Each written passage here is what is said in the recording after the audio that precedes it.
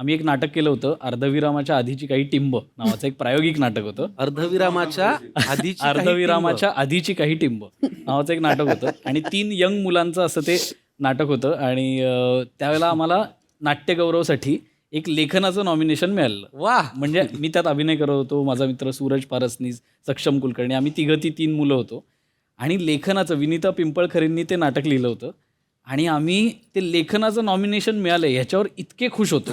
आम्हाला असं झालं की बास काही केलं तरी आपल्याला ह्या सोहळ्याला जायचं आहे, कारण ते टी व्हीवर पाहिलेलं होतं आणि असं होतं की एकदा आपल्याला चान्स मिळाला पाहिजे की तिथे आपण पोचलो. तर आम्ही पुण्याहून मुंबईला पोहोचलो, आम्हाला खूप उशीर झाला होता आणि मग आम्ही कसे बसे आम्हाला रिक्षा मिळणार, तर आम्हाला 7 वाजलेत त्या ह्याच्यात आम्ही पळत पळत पळत पळत तिथे पोचलो.